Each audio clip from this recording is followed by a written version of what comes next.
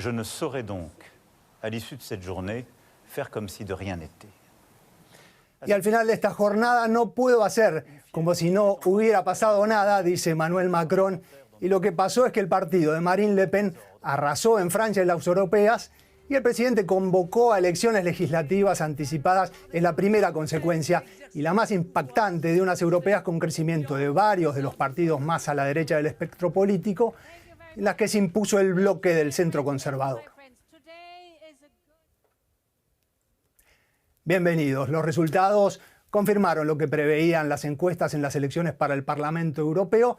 Para algunos cruciales, para otros también un termómetro importante del humor social y político a nivel nacional. Y vamos a hablar de esto, de los resultados de estas europeas y de lo que puede significar con Carme Colomina, investigadora senior del CIDOB, Centro para las Relaciones Internacionales o Asuntos Internacionales en Barcelona, y con María García Sornosa, nuestra colega en Bruselas. Les agradezco por estar desde ya.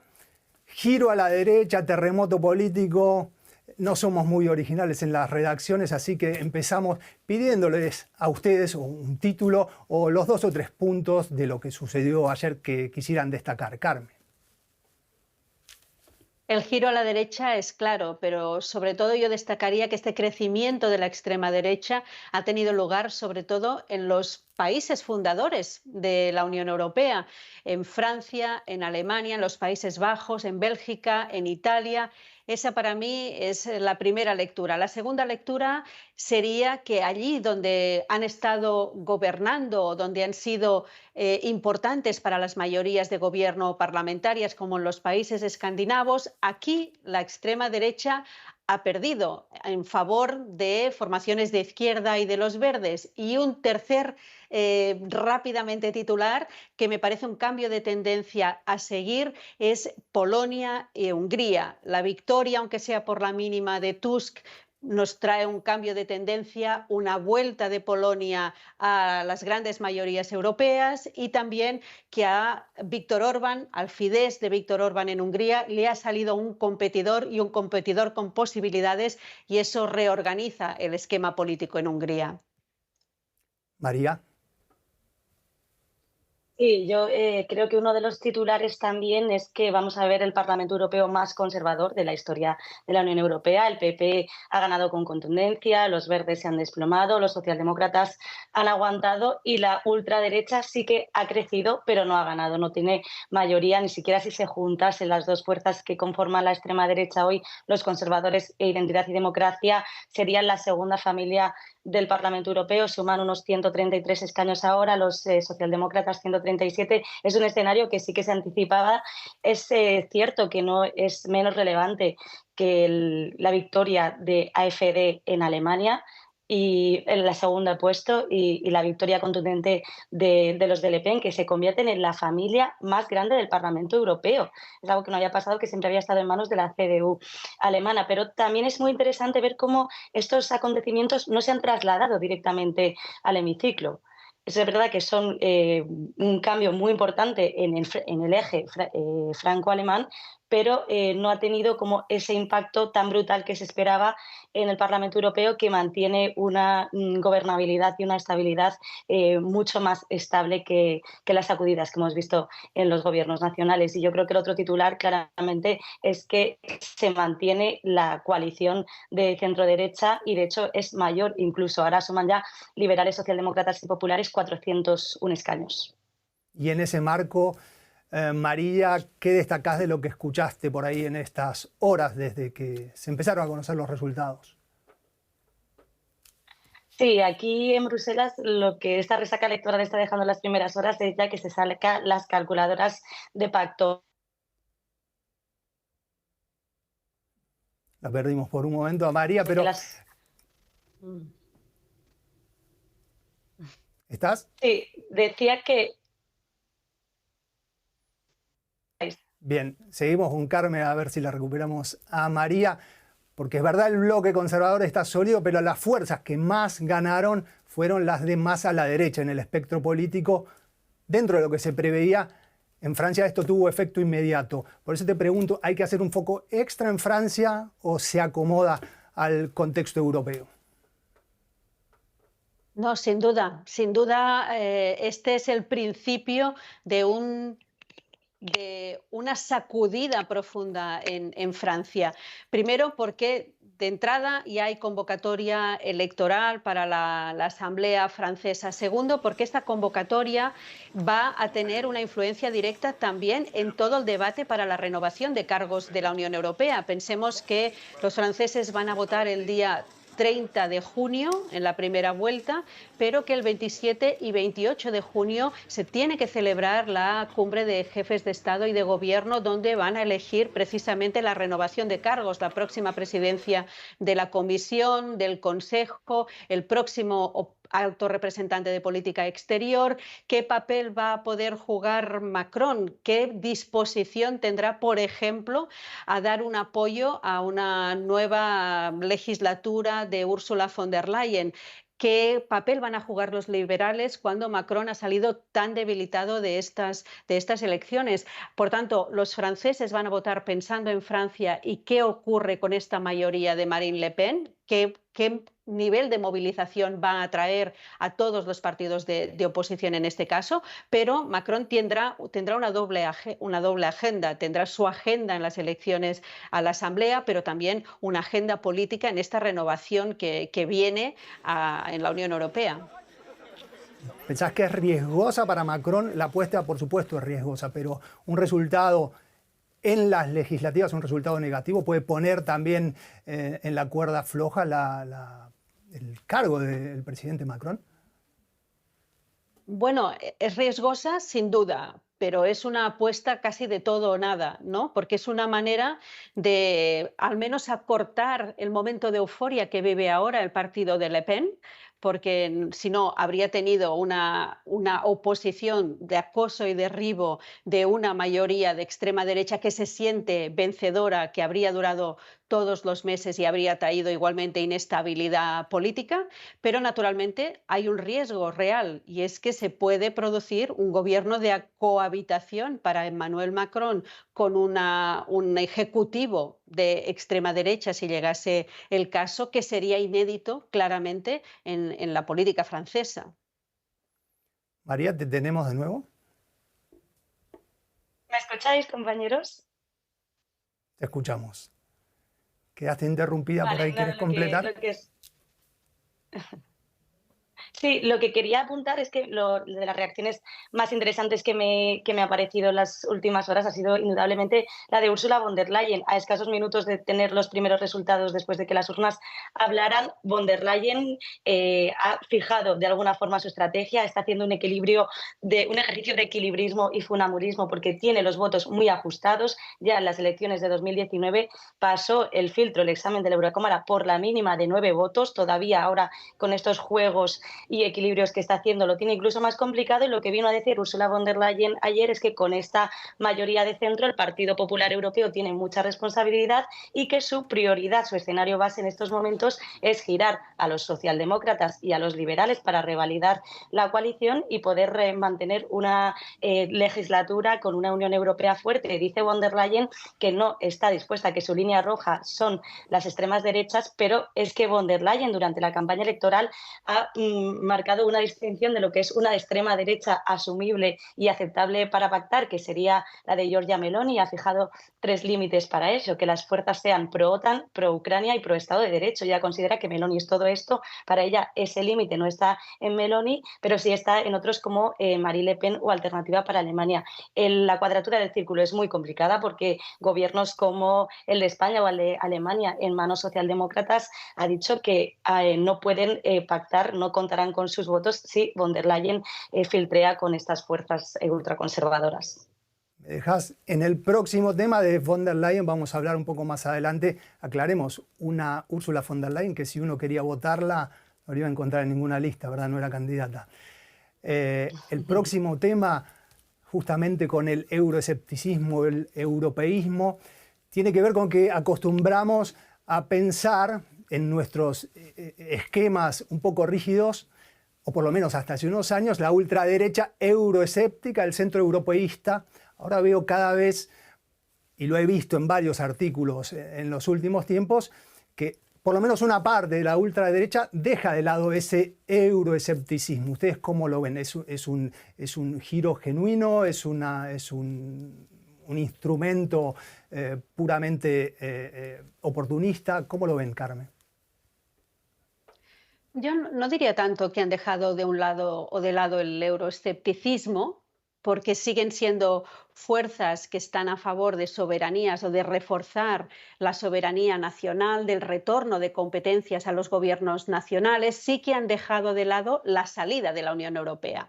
Y aquí sí que veo una evolución muy clara de esta extrema derecha y de la derecha radical, que la propia Marine Le Pen en 2014 se presentó a las elecciones europeas diciendo que iban a dinamitar la Unión Europea desde dentro, y en 2019 la propia Marine Le Pen se presentaba a las elecciones diciendo que iban a tomar el control de la Unión Europea. Y eso es lo que ha cambiado. Lo que ha cambiado es que la propia extrema derecha se ha dado cuenta que la Unión Europea es un instrumento útil, porque es un instrumento que gestiona, que tiene un presupuesto, que decide políticas, y lo que quieren y han ido consiguiendo de una manera muy efectiva en estos últimos años es la influencia, la toma de control de la agenda política, cómo han ganado influencia precisamente en las políticas que se deciden en Bruselas. Para mí esta es la evolución más clara. Por tanto, no hay tanto un riesgo de fraccionamiento de la Unión Europea como veíamos antes del Brexit, por ejemplo, pero sí claramente de erosión de los valores principales de la Unión Europea y de las políticas de integración. María, ¿vos ves también estas... Sí. Dime. Sí, yo coincido con Carmen y recogiendo este testigo creo que hay un punto de inflexión que lo marca precisamente el Brexit.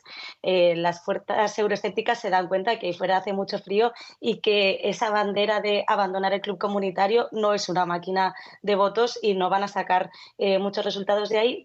Entonces lo que hacen la mayoría de ellas, que son tan diferentes y tan versátiles a lo largo y ancho de la Unión Europea, es compartir un ideario común, que es crear una Europa de los pueblos, una Europa soberana, una Europa de las naciones, que lo que quieren de alguna forma es hacer el proyecto comunitario a su imagen y semejanza desde dentro, pero ya no boicotearlo desde fuera. Pero a su vez, si esto sí que lo comparten la mayoría de fuerzas, desde Alemania hasta Francia o algunos nórdicos, donde sí que están muy divididas las fuerzas de ultraderecha europeas, es, por ejemplo, en cuestiones de política exterior, las relaciones con China, pero sobre todo las relaciones con Rusia. Tenemos a ese grupo de los conservadores, que está el PiS polaco, el mayor partido de apoyo a Ucrania, y luego en el otro lado tenemos algunos de Identidad y Democracia como Alternativa por Alemania, o la propia Le Pen, que tienen un legado y una historia muy cercana a Putin y que han mantenido durante esta guerra una posición muy tibia también. Hungría, ¿verdad? Hungría también. Sí, el caso de Hungría es interesante. Habrá un acercamiento. Sí.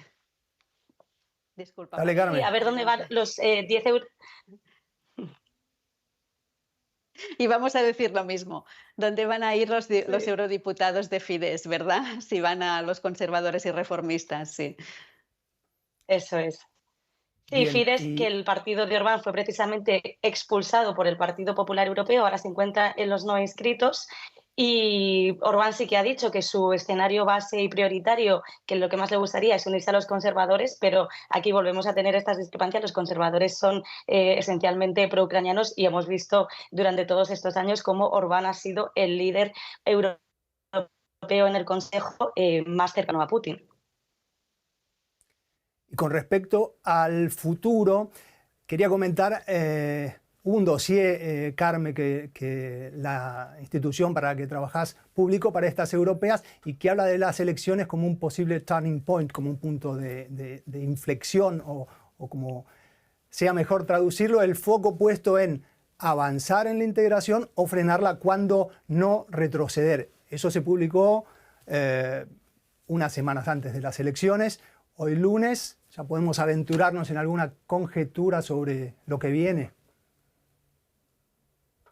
Sí, la verdad es que sí, porque de que el proceso de integración política vaya adelante o no, no depende solo de estas mayorías en el Parlamento Europeo que han salvado por la mínima esta voluntad de integración política, sino que también depende del Consejo, claramente. Al final, la política exterior, el compromiso de la Unión Europea con la ampliación, las agendas, la agenda verde, los compromisos climáticos, también se deciden en el Consejo. Y aquí es donde vemos precisamente que estos gobiernos de derecha radical tienen también una presencia importante. Ya hemos visto, lo apuntaba María, ¿no?, el papel que ha jugado Víctor Orbán, por ejemplo, tratando de entorpecer el presupuesto europeo con la ayuda a Ucrania, y vamos a ir a unas elecciones, vamos a ir a unas negociaciones del futuro presupuesto comunitario en 2027.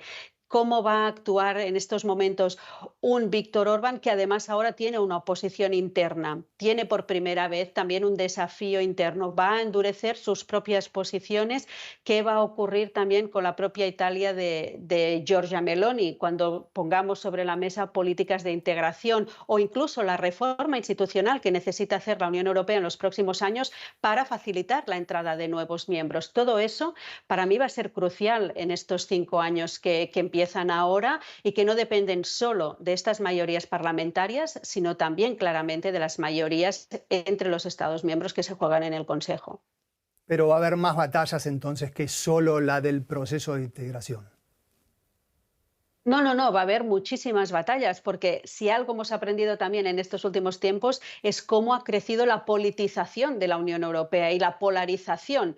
No se trata solo del proceso de integración o de la ampliación, se trata de las políticas de género, dónde van a estar las nuevas mayorías. Se trata sobre todo de la agenda climática. Hemos visto un freno importante en la agenda, en los compromisos climáticos en estos últimos meses, también que llevaban a las elecciones. Hemos visto la propia Comisión, cuando había hecho de la transición verde uno de los grandes desafíos de esta legislatura, cómo plantea una involución de cara a los próximos años, y eso va a tener unas consecuencias, por no hablar después, como decía antes, de todos los compromisos financieros que ya sabemos la tensión que llevan también en la relación entre Estados miembros.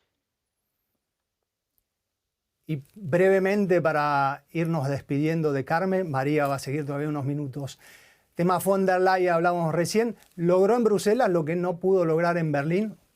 Todavía no es seguro, pero aspira a un segundo mandato y tiene el apoyo. Mi pregunta para las dos, ¿quién es Ursula von der Leyen? ¿Qué es lo que la sostiene políticamente? ¿Empiezo yo? Es muy curioso el... Como que... Dale, María. Tenemos un problema de retorno. Sí, es María. muy curioso el personaje que es Ursula von der Leyen, porque aterrizó aquí en Bruselas, en el Consejo Europeo, como una completa desconocida. De repente fue Emmanuel Macron, que en una de estas citas a puerta cerrada sacó su nombre y algunos primeros ministros tuvieron que buscar con el móvil quién era. Von der Leyen ha tenido varias fases en la Comisión Europea, una donde los propios líderes, que fueron las que la propusieron y la nominaron, creían que iba a mantener un perfil muy bajo, pero la etapa de policrisis que ha llegado después con la pandemia, con las guerras, la consumación del Brexit, del pacto migratorio, todo esto ha ido fortaleciendo a Ursula von der Leyen, que ha sido capaz de llevar a cabo medidas hasta ahora impensables, como el fondo de recuperación, la compra de vacunas conjuntas, y ella ha seguido haciendo mucho más fuerte. Pero es que además también se ha sabido colocar muy bien en la fotografía de la esfera internacional. Los líderes internacionales, cuando decían esta famosa frase de no sabemos a quién llamar cuando se llama a la Unión Europea, ahora sí que saben a quién llamar, porque llaman a Ursula von der Leyen, y esto a su vez ha generado muchas tensiones con Josep Borrell o con el propio Charles Michel. Y ahora ha tenido esta tercera etapa donde Ursula von der Leyen tiene muchos defectos, pero también muchas virtudes, porque es una gran equilibrista, pero esta apertura de tantos frentes también le está generando muchos enemigos dentro de sus filas. Muchos las consideran demasiado progresista y también muchos sectores progresistas que la consideran que está haciendo demasiadas concesiones a la extrema derecha. Lo dijo todo, pero Carmen seguramente tiene también algo para agregar. Sí, pero estoy totalmente de acuerdo con lo que decía María, pero sin duda yo creo que si algo caracteriza a Ursula von der Leyen es la capacidad de aprovechar las oportunidades, la capacidad de control que ha tenido de la comunicación, de situarse, de incluso aprovechar la oportunidad que supone la salida en el panorama político de la canciller Merkel. Hay un gran vacío de liderazgo político que Macron solo no sabe llenar y yo creo que tiene esta capacidad de identificarlo y de apuntarse. Eso primero. Y para mí la gran demostración es que una noche electoral como la que vivimos ayer, ella sale a dar ya su primer discurso en el Parlamento Europeo sin haberse presentado en ninguna lista electoral y ya empieza su propia campaña para la reelección y el Parlamento juega esta carta cuando el propio Parlamento es el que se ha visto debilitado porque su propuesta de los Spitzenkandidaten, de los candidatos líderes, no ha sido secundado por muchas fuerzas políticas. Ni la propia von der Leyen iba a una lista y en cambio ayer se le da, ¿no?, este rol. Y ella sabe estar allí en el momento y sabe ocupar el espacio. Puede ser negativo para ella, esto brevemente y te despido, Carmen, negativo para ella este rasgo fuera de lo que entendemos como una elección representativa, ¿no?, como sucede en otras elecciones parlamentarias, que salga elegida por acuerdo de las cúpulas.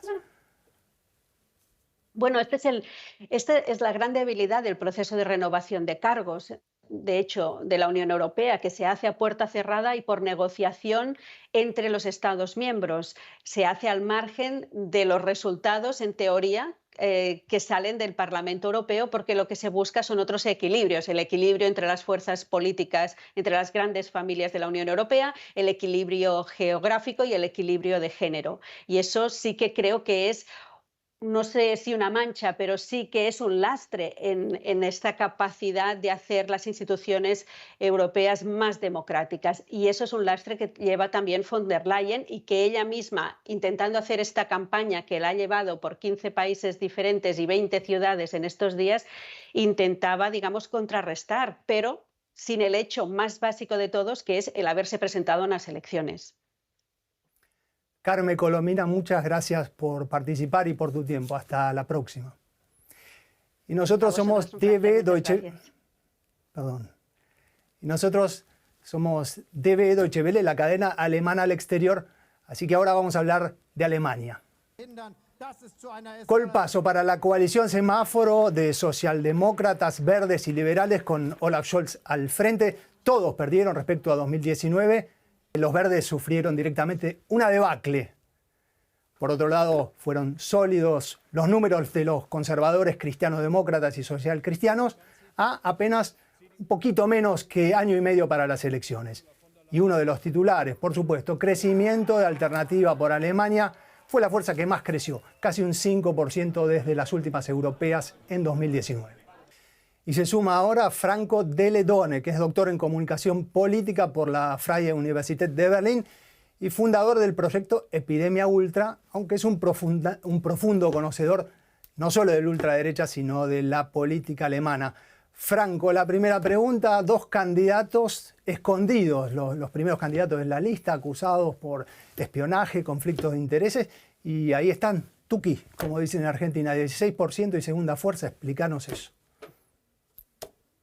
Bueno, eso es algo que llama mucho la atención, porque no son solamente esos dos escándalos o esas dos situaciones que se dieron con esas dos personas que mencionabas, por espionaje respecto de China, por acusaciones de sobornos que provienen de Rusia, por algunas declaraciones sobre la cuestión del nacionalsocialismo y demás, sino que hay otros escándalos que se extienden en ese sentido, y me parece que en este caso lo que ha conseguido AfD es lo que viene consiguiendo desde hace mucho tiempo en Alemania, y es capitalizar el descontento. Un descontento que hoy en día se focaliza en el gobierno actual, en el tripartito, en el gobierno que conforman socialdemócratas, liberales y verdes, y que el partido de ultraderecha lo que permite de alguna manera es expresar ese descontento.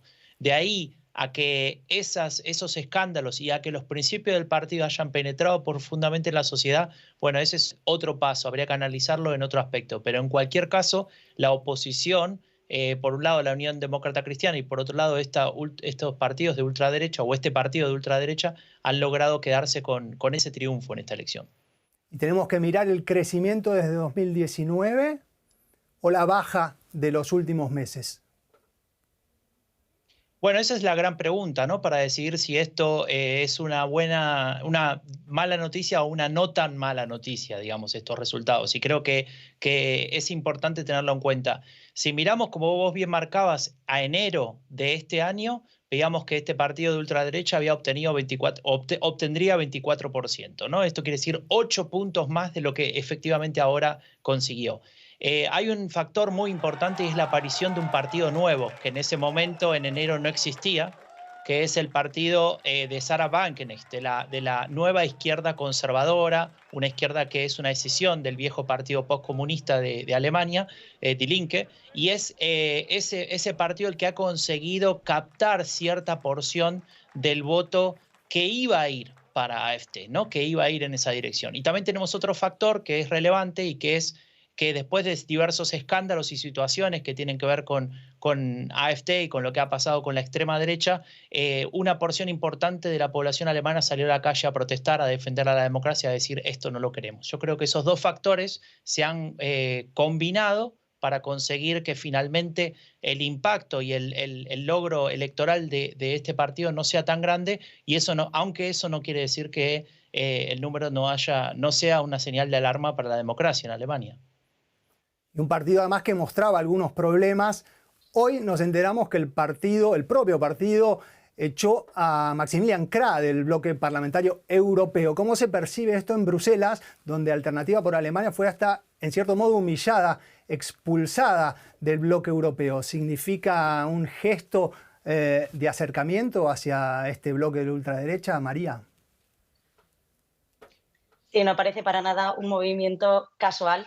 En plena campaña electoral, Identidad y Democracia expulsó a AfD por esos comentarios que había hecho su representante blanqueando el nazismo. Fue una decisión que abanderó Marine Le Pen, que es el grupo más importante de la familia de Identidad y Democracia, y esto se puede entender como un paso para decir estamos haciendo algo, queremos seguir formando parte de esta familia. Va a ser muy interesante ver dónde va Alternativa para Alemania, pero es que Identidad y Democracia le va a ser muy complicado y muy difícil decir que no a esos 16 eurodiputados tan jugosos y no pactar y no incluir con Alternativa para Alemania. Las familias políticas todavía no están conformadas y de hecho estos van a ser los grandes movimientos que se van a producir estos días hasta la conformación del nuevo pleno que se inicia el 16 de julio y la clave va a ser pues si Giorgia Meloni es capaz de formar un nuevo grupo de extrema derecha o dónde van estos partidos que se han quedado descolgados.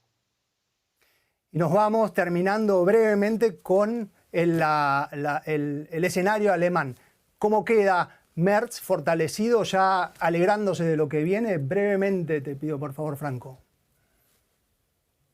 Mira, Friedrich Merz tal vez dio un primer paso hacia convertirse en el candidato a canciller de su partido para el año que viene. Recordemos que el año que viene hay elecciones federales en Alemania, pero no lo tiene resuelto. Fue solamente un primer paso. Hay muchos otros candidatos o intentos de candidatos en ese partido, y me parece que Friedrich Merz va a tener que hacer Partido Conservador de los Cristianos algunos análisis. Claro.